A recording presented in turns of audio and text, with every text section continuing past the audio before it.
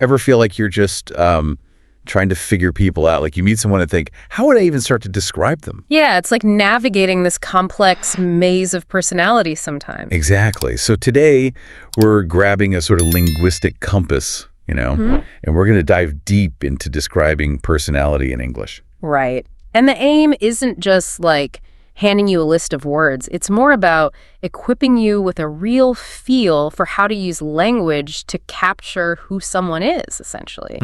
Think of it as, well, maybe a shortcut to being clearer, more insightful when you talk about people. Yeah, that sounds useful. Yeah. Whether you're, say, making new friends or trying to understand a character in a book. Or even just getting a better handle on your neighbor.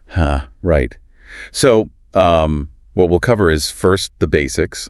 What is a personality trait? Then we'll look at positive ones, negative ones. And there's tricky ones that sort of depend on the situation. The neutral or mixed ones, yeah. And we'll check out some great British expressions to add a bit of flavor. And then crucially, how you can actually use all this. We're really focusing on understanding the inside stuff, mindset, behavior, the energy someone gives off. Okay, so the absolute basics first.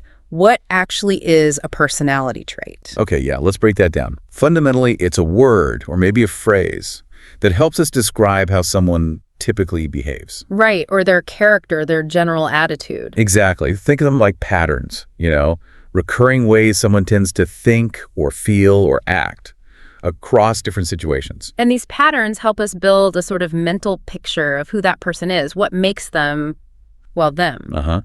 So some quick examples that might pop into your head are words like friendly, someone warm, approachable. Or honest, someone who tells the truth. Yeah. Or maybe shy, someone who holds back a bit in new situations. Or maybe lazy, someone not super motivated. And then you've got confident, believes in themselves, loyal, sticks by their people. Right. And knowing these traits, it helps answer those common questions, doesn't it? Like what's she like to work with? Right. Or how would you describe him? Or even just what kind of person are they really? It's about getting past just the surface, Yeah. Understanding the inner workings. Yeah. And like we said, today is all about that internal landscape, their mindset, their typical behaviors, that vibe they put out. So should we start with the good stuff? The traits we usually see as positive. Yes. Let's look at common positive personality traits. These are the words you use when you're, speaking well of someone, highlighting their good qualities. Exactly. So let's take friendly. What does a friendly person usually do?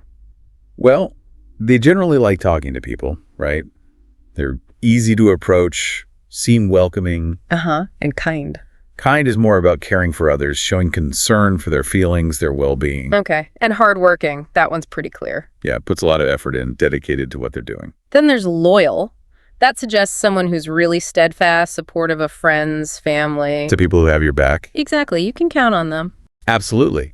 And who doesn't appreciate someone who's honest, truthful, sincere? Right. Or confident, someone who believes in themselves, their abilities. Definitely. Generous is another good one. Happy to give time, help, resources. And open-minded. Especially important now, wouldn't you say? Being open to new ideas, different views. Totally. Then reliable. Someone you can depend on. They do what they say they'll do. And last but not least, maybe easygoing. Oh, yeah. Someone relaxed, doesn't get easily upset, adaptable. So these are really useful building blocks. How would we use them in like a normal sentence? Got any examples? Sure. Like, my mom is very kind and generous. She's always helping others out. Okay. Or, I like working with John. He's reliable and hardworking. Always gets the job done. Good one. And she's really confident. She speaks in front of large groups easily, no problem. Yeah, you see how adding that bit of context makes the description stronger. It shows how they are confident or kind. Right. And there's that pronunciation thing too, isn't there? About linking words. Ah, yes. Important for sounding natural. Like, instead of saying she is a hardworking person with clear gaps. You'd naturally say she's a hardworking person. It just flows better. Exactly. It's subtle, but it makes a difference. So, now, for you listening. Yes. Your turn. Just take a second now. Think of someone you know. Try to make a sentence, even just in your head, using one of these positive words. Give it a shot. Okay, ready to move to the other side. The less desirable traits. The negative ones, yeah. The words we might use when someone's behavior is, well, not so great. Okay, let's start with arrogant. What does that look like? Arrogant. Thinking they're better than others, maybe boastful, looking down on people. Right. And selfish? Mostly focused on themselves, their own needs, often forgetting about others. Okay. Rude is pretty straightforward. Impolite, yeah. Lacking consideration. And the opposite of hardworking. That would be lazy. Avoiding effort. Doesn't want to work much. Uh-huh. What about bossy? Ooh, yeah. Always telling people what to do, trying to control things. Not always welcome. Definitely not. Then jealous. Wanting what other people have, feeling resentful about their success or possessions, Okay. Impulsive. acting suddenly without thinking things through, can lead to trouble sometimes. And insecure. That's sort of the opposite of confident. Yeah, lacking self-belief, doubting themselves. Moody. We probably all know someone like this. Maybe. Emotions change quickly, up and down, sometimes unpredictably. And finally, stubborn. Refuses to change their mind, even if they're clearly wrong. Digs their heels in. Right. So again, let's put these into context. How might you use these in a sentence? Okay, you might say, my ex-boyfriend was pretty arrogant and honestly quite selfish. Ouch. Okay. Or she could be very bossy, always telling her colleagues what to do. Right. And maybe something a bit softer, like he's smart, but maybe a little lazy when it comes to paperwork. Yeah, using a little or a bit can soften it slightly. Okay, let's try a quick listen and repeat for pronunciation practice. Good idea. First phrase, he's a bit arrogant, to be honest. Okay, and the second. She can be moody sometimes, but she's a good person. Notice how that second part adds balance. Okay, another quick practice for you listening. Think of a character from a book, movie, maybe even a celebrity, someone often described negatively. Try to say a sentence like, I think name is a bit negative trait, but also maybe a positive trait. For instance, I think that character is quite selfish, but also very ambitious. Give it a go. Okay, moving on. What about those words that aren't clearly good or bad? The neutral or mixed ones? Yes, these are fascinating because their meaning really depends on the context. How you see them can change. Exactly. Like quiet. Someone quiet could be seen as shy. Or maybe just calm and peaceful. Or thoughtful. Right. It's not inherently negative. Same with serious. Not always laughing, sure, but maybe that means they're focused, diligent. But in a party, maybe you'd want someone less serious. Possibly. And perfectionist. Wants everything just right. Which can be good high standards, attention to detail. But also maybe stressful. Leads to delays. Overly critical. Exactly. It's a double-edged sword. What about sensitive? Feeling things deeply. That can mean empathy, understanding. But maybe also getting hurt easily or feeling overwhelmed. Yeah. And independent. Doing things on their own. Strong, self-reliant. Or maybe not a team player. Unwilling to ask for help. See? Yeah. It all depends. Let's look at some example phrases. Okay. You might hear, she's a bit of a perfectionist. Everything has to be just right for her. Mm-hmm. Or, he's quiet, but very thoughtful. His ideas are usually great. Okay. And she's extremely independent. She doesn't ask for help much. Prefers to figure things out herself. Right. Illustrating that potential complexity. Mm-hmm. Okay, listener, another chance to practice. Think about a family member. Can you use one of these mixed traits to describe them? Think about when you see that trait. Is it usually positive or negative in that situation? Okay, let's shift again and add some cultural color, some British English expressions for personality. Oh, yes. These are often really expressive, aren't they? They really are. Let's start with a top bloke. What's that mean? A top bloke. That's high praise over there. Means a really good guy. Reliable, decent, someone you like and trust. Like, Dave helped me move house last weekend. He's a top bloke. Exactly. Okay, what about full of herself? Oh. Or full of himself? That one's less positive. It means arrogant, conceited, thinks they're the best thing since sliced bread. Right. She's clever, no doubt, but maybe a bit full of herself. Okay, how about just the word sound? Sound. If someone's sound, they're reliable, trustworthy, generally good. Like, don't worry, Sarah will be there. She's sound. Simple but effective. And if someone's described as a laugh, that means they're fun to be around. Good sense of humor, makes you laugh, enjoyable company. you should invite Mark to the party. He's a right laugh. Perfect. And on the flip side, a nightmare. Oh, dear.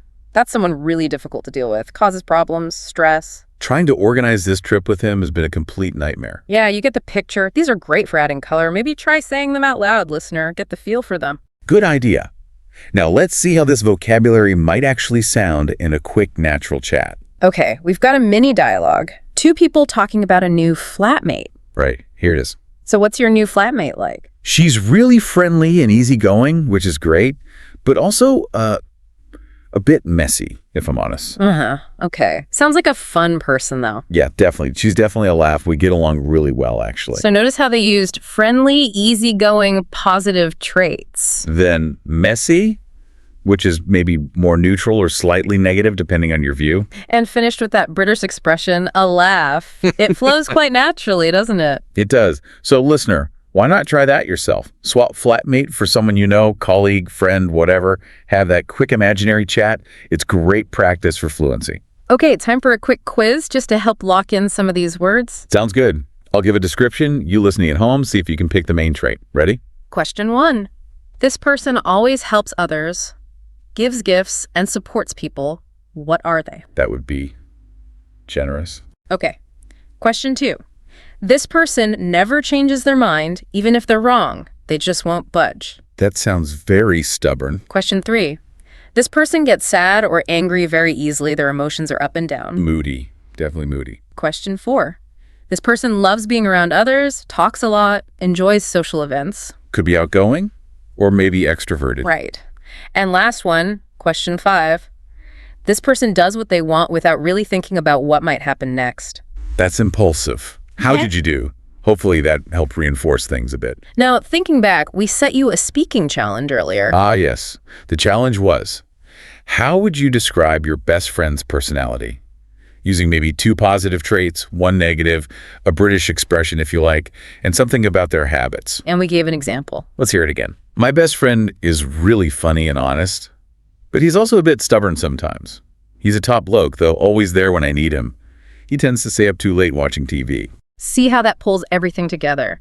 Funny, honest, positive, stubborn, negative, top bloke, British expression, staying up late, habit. It creates a much rounder picture. Hopefully you had a go at thinking about your own friend like that. Okay, let's start wrapping this up.